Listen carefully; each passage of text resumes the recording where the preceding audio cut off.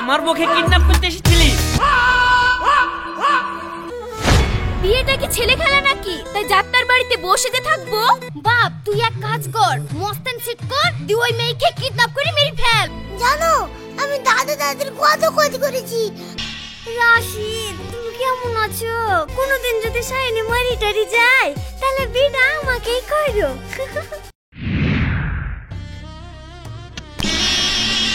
দেখ বোন, আমার শ্বশুর মরে যাওয়ার আগে আমার স্বামীর নামে 100 বিঘি জমি আর আমার ওই সৎ ছেলে রাশিদের নামে 100 বিঘি সম্পত্তি দিগিছে। আর উইলে জানি দিগিছে রাশিদ যেই দিনে বিয়ে করবে সেই দিনে রাশিদ আর তার বউ ওই সম্পত্তির অর্ধেক মালিক হবে। তাই আমি চাই রাশিদের সাথে অন্য কারোর বিয়ে হওয়ার আগে রুমিতার সঙ্গে বিয়েটা দিয়ে অর্ধেক সম্পত্তি নিয়ে নিব, পরে আবার রুমিতা ভোগে ভাগে বাকি 50 বিঘি জমিও নিয়ে নিবে। কি বলিস বোন? তাহলে তো ভালোই হয়। যা চালি যা, আজকেই বিয়ে লাগি দে। বোন থাম আগে, রুমিতা রাজি কি দেখি। বিয়ে করলেই যখন আমার নামে 50 বিঘা জমি হয়ে যাচ্ছে তাহলে বিয়ে করব না কেন খালা? চলো এক্ষুনি বিয়ে লাগিয়ে দাও। বোন তাহলে আজকে আমি রুমিতা খেলে চলি কেন? আমি বাড়ি গিয়ে তোর ভাইকে বুঝি বিয়ের ব্যবস্থা করছি, তারপরে তোকে জানাবো, তুই সবাইকে গোছিলি চলে আসবি, হবে? হ্যাঁ হ্যাঁ ঠিক আছে লিজা লিজা।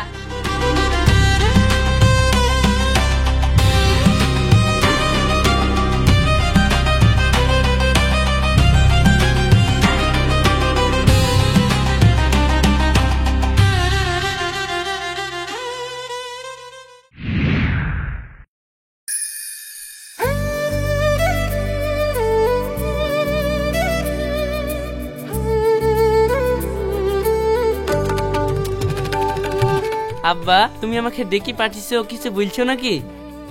দেখ বাপ, তোর মা মরার পর আমি আর তোর এই মা তোর তো কোনো কিছুর অভাব হইতে দিইনি।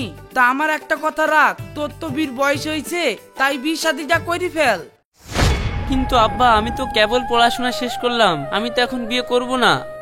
আমি তোর কোনো কথা শুনতে চাইনি, আমি তোর বিয়ে দেবো বলছি, তোকে বিয়ে করতে হবে। এটা তোর মা তার বোনের মেয়ের সাথে তোর বিয়ে ঠিক করেছে, দেখ মেয়েটাকে পছন্দ হয় কিনা। না আব্বা আমি এখন বিয়ে করব না, আর যদি বিয়ে করতেই হয় আমি আমার পছন্দের মেয়েকে বিয়ে করব। তা কি করে হয়? আমি আমার বোনকে কথা দিয়ে চলে এসেছি। আমার বোনের মেয়ে কত সুন্দর দেখতে, আহারে কত সুন্দর মিষ্টি মুখ, আর তুই এই মেয়েকে বিয়ে করবি না মানে? তোকে এই মেয়েকে বিয়ে করতে হবে। আব্বা তোমরা যখন শুনছই না, আমাকে একটা মাস টাইম দাও, তারপরে আমার মতামত জানাচ্ছি। 1 মাস না, তোকে 7 দিন টাইম দিলাম, 7 দিনের মধ্যে তোকে এই মেয়ের সাথে বিয়ে করতে হবে। ঠিক আছে আব্বা।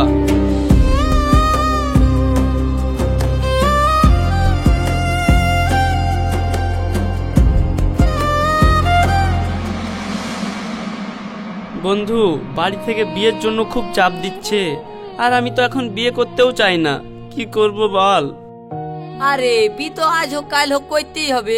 বি যখন বাড়ি থেকে দিব বলছে করিলে, আমি তো বাড়িতে বলছি বি করবো, চৌকি মুখি কেটে ফেলছি, তাও আমার বি দিছে না। আর তুই বি করবো না কেন বলছিস? বি করিলে বিয়ে করে নে করলেই হয়ে যাবে? আমার মা এমন মেয়ের সঙ্গে বিয়ে ঠিক করেছে, ও 1000টা করে প্রেম করে বেড়ায়। আরে 1000টা প্রেম করলে তো কি হলো, তুই কি 1001 নম্বর হয়ে যাবি। শালা সব সময় তোরে আর কি না। ও ঠিক আছে, কিন্তু তোর মা জেনে শুনেও কেন ওই মেয়ের সাথে বিয়ে দিতে চাইছে? আরে বুঝছিস না, আমার দাদু আমার নামে যে সম্পত্তিগুলো দিয়ে গেছে, উইল অনুযায়ী আমার বিয়ের পর আমার বই তো ওই সম্পত্তির অর্ধেক মালিক হবে। তাই আমার সৎমা ওর বোনের মেয়ের সঙ্গে বিয়ে দিয়ে আমার সম্পত্তিগুলো আত্মসাৎ করতে চাইছে। এখন কি করব তাই বল। আরে কি আর করবি, আমি খ্যাপাক করে একটা যুক্তি দিয়ে দিছি। বাড়ি থেকে বিয়ে দেওয়ার আগেই আমি একটা মেয়ে ফিট করে দিছি, ওই মেয়েকে তোর বউ সাজিয়ে তোর বাড়িতে নিয়ে যাবি, চল আমার সাথে। তুই যাকে তাকে আমার বউ সাজতে বলবি আর সে রাজি হয়ে যাবে? আরে রাজি হবে কি হবে না আমি দেখছি, চল তো।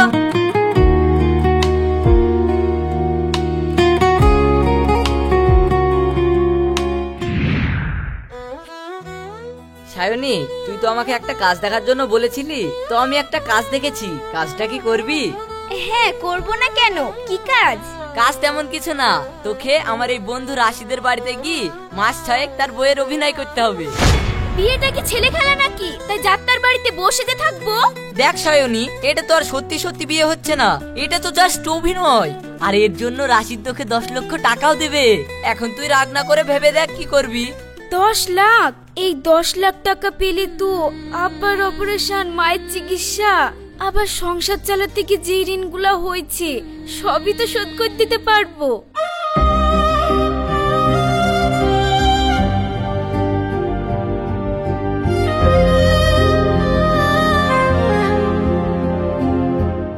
কিরে, তাহলে কি ভাবলি? আমি তোর বন্ধুর বইয়ের অভিনয় করতে রাজি। ঠিক আছে, তাহলে তুমি এই 1 লাখ টাকা রাখো, কালকে যখন এগ্রিমেন্ট করব বাকি টাকাটা দিয়ে দেবো, কেমন? ঠিক আছে সায়নী, চাটা খেয়ে নে।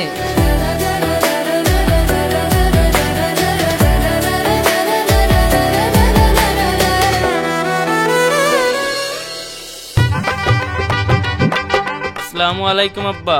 ওয়ালাইকুম আসসালাম। কিন্তু এই মেয়েটা কি? আব্বা, তুমি বিয়ের জন্য জোর করছিলা, তাই একে আমি ভালোবাসি, তাই বিয়ে করে নিয়ে চলে এসেছি। ছি ছি ছি রাশিদ, তুই এটা কোনো কাজ করলি?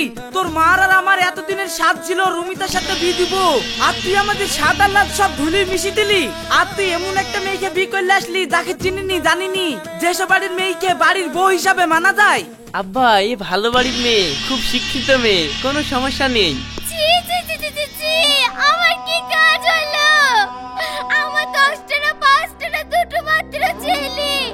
আমার কত শখ ছিল রুমিতাকে আমার ঘরের বউ করে আসবো। আর আমার বোন বলেছিল এই বিয়েতে 10 লাখ টাকাও দিবে। আর তুই কাকে বিয়ে করলি চলে আসলি রে?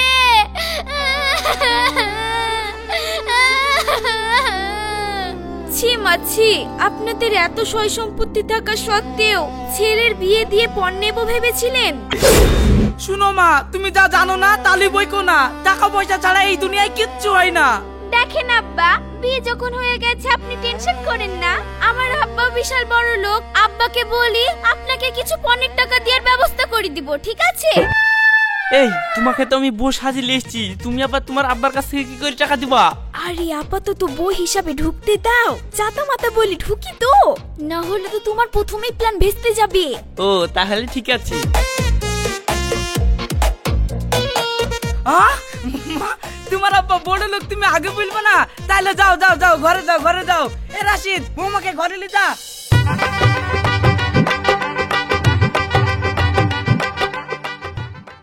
বাবা সায়নী, তুমি তো দারুণ অভিনয় করতে পারো গো। আচ্ছা, আমার অভিনয় ঠিক হয়েছে তো? হ্যাঁ হ্যাঁ, তোমার অভিনয় ফাটাফাটি হয়েছে, এইভাবেই অভিনয় করতে থাকো।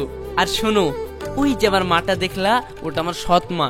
ওই মা তোমাকে তাড়ানোর জন্য সব রকম চেষ্টা চালিয়ে যাবে। তুমি আমার ওই মার কাছ থেকে একটু সাবধানে থাকবা, ঠিক আছে? উনি তুমি চিন্তা করবা না, আমি স্কুলে 4 বছর ধরে ক্যারাটে শিখেছি। আমার সাথে যদি লাগতে আসে মুখ তো ফাটিয়ে দিব। আচ্ছা, গায়ে হাত মাত দিলে কোনো অসুবিধা নাই তো?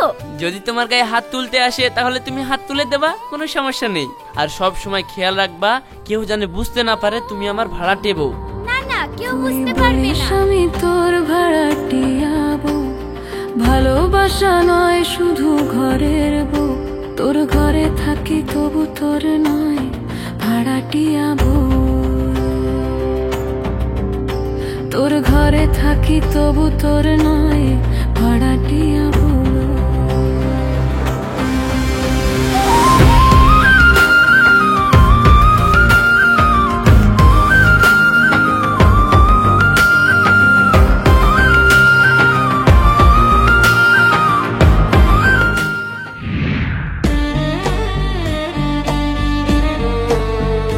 সাহেব, কি করবি কর। ওইদিকে রাশিদ তো অন্য মেয়েকে বিয়ে করলে চলে আসলো। রুমিতার সাথে বিয়ে দিয়ে ভাবলাম রাশিদের সব সম্পত্তি তোর নামে লিখে দেব, তা তো আর হলো না। এখন কি করব বল? তাই তো গো মা, আমার মাথাতেও তো কোনো বুদ্ধি আসছে না। বাপ, তুই এক কাজ কর, মস্তান সিট কর, দি ওই মেয়েকে কিডন্যাপ করে মেরে ফেল। তারপরে রাশিদের বউ যখন মরে যাবে আমি আবার রুমিতার সঙ্গে রাশিদের বিয়ে দিব, দি ওই জমির ভাগ নিব। ঠিক আছে মা, আমি তাই করছি।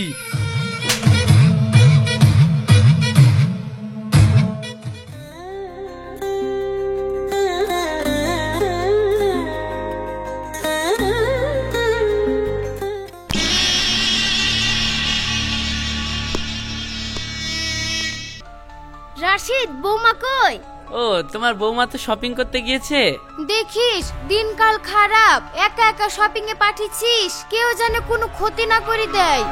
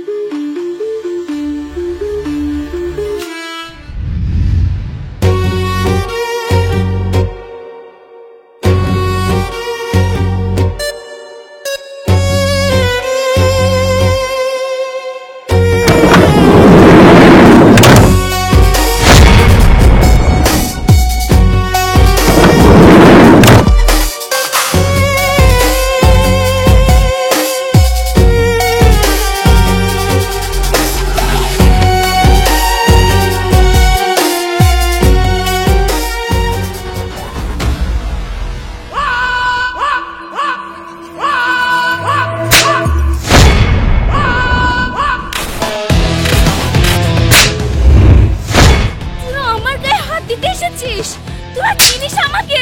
আমি 4 বছর ধরে স্কুলে ক্যারাটে শিখেছি, আর তোরা আমাকে কিডন্যাপ করতে এসেছিস?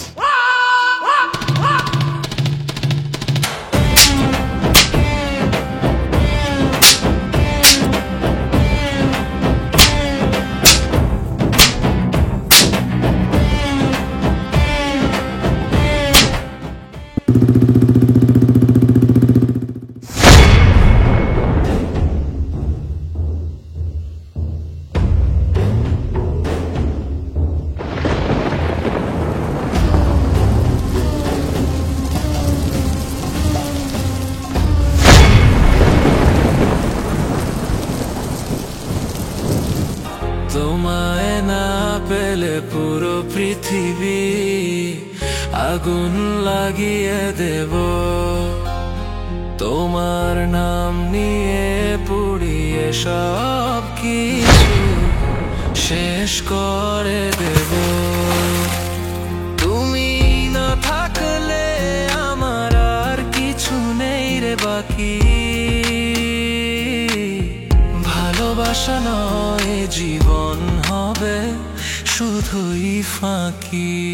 তোমার খোঁজে দৌড়াই আমি ছায়া হয়ে, স্মৃতির শহরে হারিয়ে যাই নির্জন। তুমি ফিরবে বলে বেঁচে আছি আমি, তুমি না পেলে এই জীবন আগুনে দামি।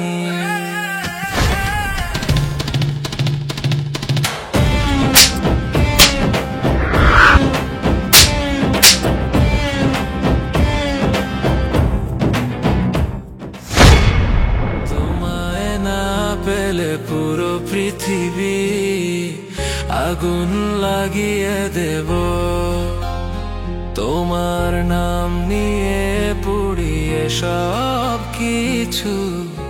সায়নী, তোমার কিছু হয়নি তো? আমি তোমাকে কতবার ফোন করছি জানো, তুমি ধরছো না। তোমাকে আমি কতবার বললাম যে একা বেরিও না বেরিও না, তাও তুমি আমার কথা না শুনে শপিং করতে বেরিয়েছিলা। আর তুমি এখানে আসলে কি করে? আর এদেরকে তুমি মারছই বা কেন? এই দেখো, এই বদমাশগুলো আমাকে কিডন্যাপ করতে চেয়েছিল, তার জন্য ওদেরকে বেঁধে আমি উচিত শিক্ষা দিচ্ছি। শালারা, তোরা আমার মুখে কিডন্যাপ করতে এসেছিলি? হেই! হেই!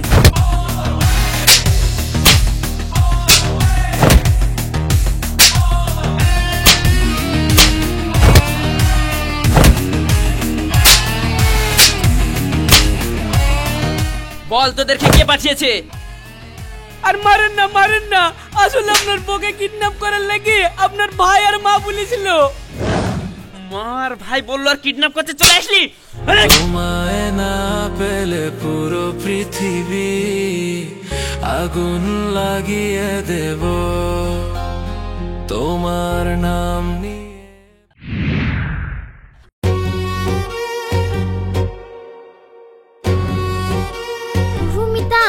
আমরা তো শাইনিকে তাড়ানোর অনেক চেষ্টাই করলাম, কোনো চেষ্টাতেই তো কাজ হলো না। তো তুই এক কাজ কর, ওদের দুজনের মাঝে গিয়ে একটু ঝামেলা লাগানোর চেষ্টা কর।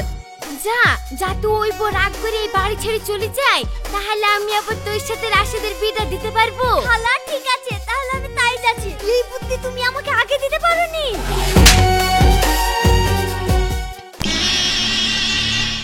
রাশিদ, তুমি কেমন আছো? ভালো আছো তো? জানো, তোমাকে আমি খুব মিস করি। তোমাকে ছাড়া আমার একটুও ভালো লাগে না। রাগ করো না, রাগ করো না। রাশিদের সঙ্গে আমারই বিয়ে হওয়ার কথা ছিল, তুমি কামনা থেকে উড়ে এসে জুড়ে বসলা। দাও, কি খাচ্ছ খাই। রাশিদ শোনো, কোনোদিন যদি শাইনি মারি টারি যায়, তাহলে বিয়েটা আমাকেই করো। আমি তোমার জন্য সারা জীবন অপেক্ষা করব।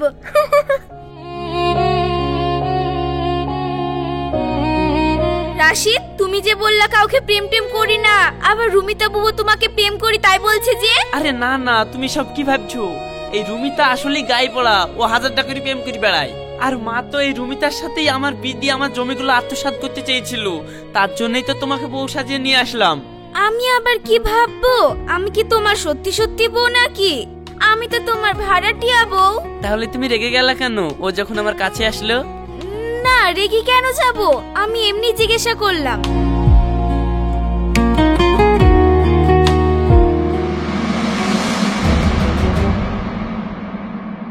আমরা তো এত চেষ্টা করলাম মা, তাও তো এই রাশিদের পক্ষে মেরে ফেলতে পারলাম না। এক কাজ কর মা, রাশিদ দোকানে চলে যাবে আর শাইনের খাবারে এই বিষটা মিশিয়ে দিবি। ঠিক আছে খালা, এই বিষ খাইয়ে আজকে সায়নীকে মেরে ফেলবো।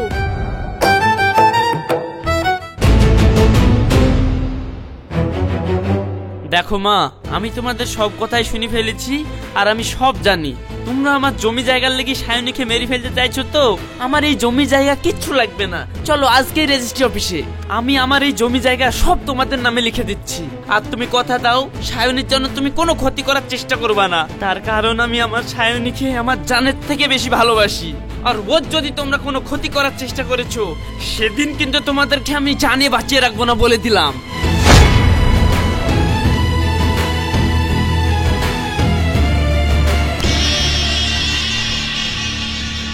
বাপ, তুই যখন সব সম্পত্তি লিখে দেবই বলছিস, তাহলে এক কাজ কর, আমাদের কারোর নামে লিখতে হবে না, তুই সাহেবের নামে সব সম্পত্তি লিখে দে। তার কারণ আমাদের অবর্তমানে সাহেবই তো সব সম্পত্তিটা পাবে। তাই চলো রেজিস্ট্রি অফিসে। চ বাপ চ।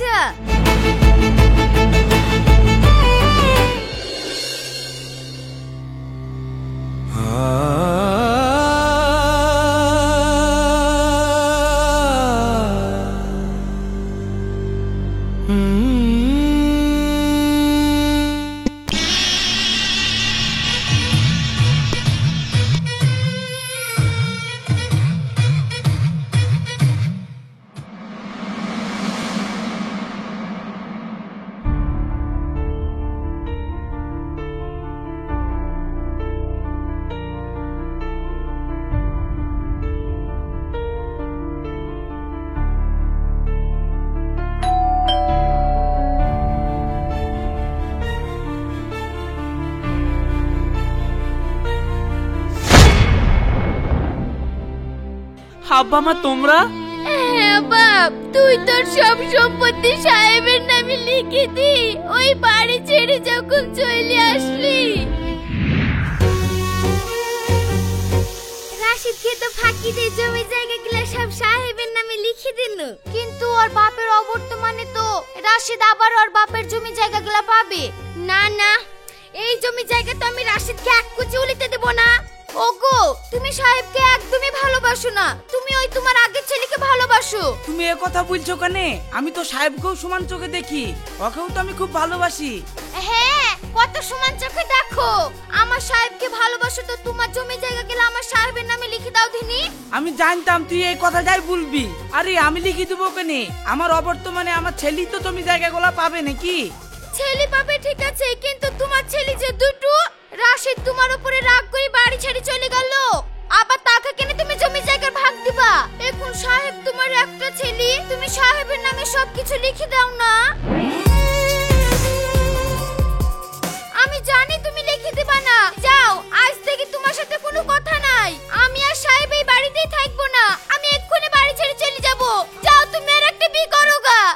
আছে চলো, এই জমির লেগে দেখুন এত ঝামেলা, আর তাছাড়া আমার ছেলের নামে তো দিছি, চলো লিখে দিই।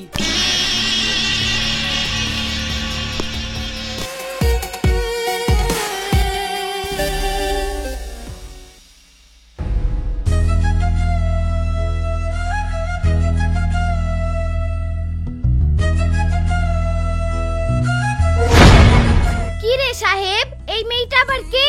মা, এখন তো আমার জমি জায়গা মেলা, খাওয়ারও কেউ নাই, তার লেগে বিকল্লি চলে আসলাম। বিকল্লি চলে এসছিস মানে? জানা না শোনা নাই, যাকে তাকে বউ বানিয়ে এই বাড়িতে ঢুকালেই হবে? যাকে তাকে এই বাড়ির বউ বলে আমি মানবো না। তুই আমার একটা মাত্র ছেলে, আমি বড়লোক বাড়িতে বিয়ে দেবো, গাড়ি ঘোড়া নিব। বিদি যে তুমি গাড়ি ঘোড়া লিবা, তা তোমার কটুক সয় সম্পত্তি আছে, তাই পরে সয় সম্পত্তি দেখতে যাইছো? সম্পত্তি নাই মানে? এত বড় বাড়ি ঘর সবই তো আমার। আব্বা, তুমি মনে হয় ভুলে গেছো, তোমার এই জমি জায়গা সয় সম্পত্তি সব আমার নামে লিখে দিয়েছো। এই বাড়িতে শুধু আমার অধিকার, আমি এখন যা ইচ্ছা তাই করব। ডার্লিং, তুমি যাও তো, উপরে চলে যাও। আর তোমাদেরকেও বলি, যদি থাকতে হয় তাহলে আমার বোর কথা মতন চলবা, তাহলে এই বাড়িতে থাকতে পাবা, না হলে আমি ঘাট ধরে বাড়ি থেকে বের করে দেবো।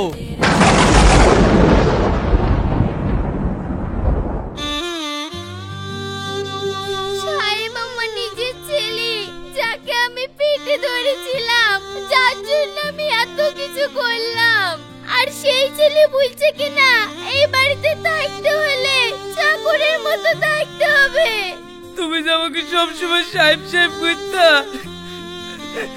সেই সাহেবই আমাদের কাজ নিজের বাড়ির চাকর বাড়ি দিল।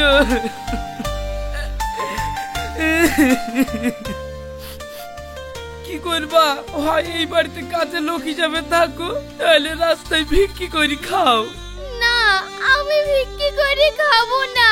রাশিদ আমার নিজের ছেলে না হয়েও আমার একটা কথাতে তার জমি জায়গা সব সাহেবের নামে লিখে দিয়ে চলে গেল। তার মানে ওইটাই আমার আসল ছেলে, আর যাকে আমি পেটে ধরেছিলাম সে আস্তে একটা কুলাঙ্গার। চলো এক্ষুনি আমরা ওই রাশিদের বাড়িতে চলে যাই। তুমি কোন মুখলি যাবা সেই ছেলের বাড়িতে? তাকে তুমি দিনের পর দিন অপমান করেছো, তাকে তুমি কোনোদিন ছেলের মর্যাদা দাওনি, আর আজ যখন নিজের ছেলে বাড়ি থেকে বের করে দিল, আর অমনি সেই ছেলের কথা মনে পড়ে গেল। দেখো, আমি ওসব কিচ্ছু জানিনি। আমার বিশ্বাস, আমি যদি রাশিদের বাড়িতে যাই, রাশিদ আমাকে কোনোদিনই ফিরিয়ে দেবে না। তুমি এক্ষুনি চলো। এটা ওই সাহেব আমাদেরকে এখন বাড়ি থেকে বের করে দিয়েছে। বাপ, আমাদের তো কোথাও যাওয়ার জায়গা নাই, তাই তোর বাড়িতে আসনু। বাপ, আমাদেরকে তুই ফিরে দিসনি। আব্বা, এরা কারা? এটা তো দাদু আর এটা তো দাদি। দাদু, তুমি আমাকে এতদিন পর দেখতে এসছো, তুমি এতদিন আসেনি কেন? জানো, আমি দাদু দাদির কত খোঁজ করেছি, কিন্তু আমার আব্বা আমাকে নিয়ে যায়নি। আমার আব্বা বিশাল বদ। না ভাই, তোর আব্বা বদ না, তোর আব্বা এই পৃথিবীর সেরা ছেলে। তোর আব্বাকে আসলে আমরা বুঝতে পারিনি, আমাদেরকে ক্ষমা করে দিস। চলেন আব্বা মা, ভেতরে চলেন।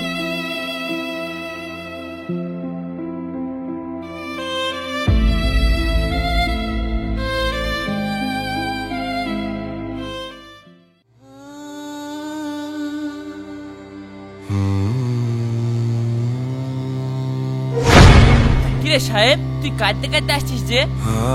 ভাই, আমার যা জমি জায়গা ছিল, ওর কথা শুনি সব বেচে শেয়ার মার্কেটে টাকা লাগিয়েছিলাম। শেয়ার মার্কেটে সেই ধস নেমে আমার সব টাকা পয়সা শেষ হয়ে গেছে, আর আমার বউ আমাকে ছেড়ে চলে গেছে। তাই আমি আর কোথাও জায়গা না পেয়ে তোর বাড়িতে চলে আসলাম। ভাই, তুই আমাকে একটু আশ্রয় দে। কাকা, তোমার কথা আমি দাদির মুখ থেকে সব শুনেছি, তাই তোমাকে একটা কথা বলি শুনো। আমাদের ক্লাসের ম্যাডাম আমাদেরকে পড়েছে, বাবা মা হচ্ছে পৃথিবীর সবচেয়ে বড় সম্পদ, যাদের আশীর্বাদ সাথে থাকলে সে জীবনে সবকিছুতেই সফল হয়, আর যারা বাবা মাকে কষ্ট দেয় তার জীবনে কোনোদিন সুখী হতে পারে না। আর আমার স্কুলের ম্যাডামের কথাই সত্যি হলো, সেই জন্যই তোমার সবকিছু শেষ হয়ে গেছে। বুঝতে পারলা কাকা? সবই তো বুঝতে পারলাম রে বাপ, এখন আর কি করব বল? কি আর করবি, যা ছিল কপালে তাই হয়েছে।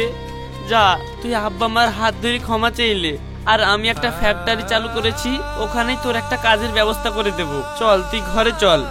মা তুমি আমাকে ক্ষমা করে দাও, আব্বা তুমি আমাকে ক্ষমা করে দাও। আরে তুই আমার নিজের ছেলে, তোকে আমি ক্ষমা না করে থাকতে পারি?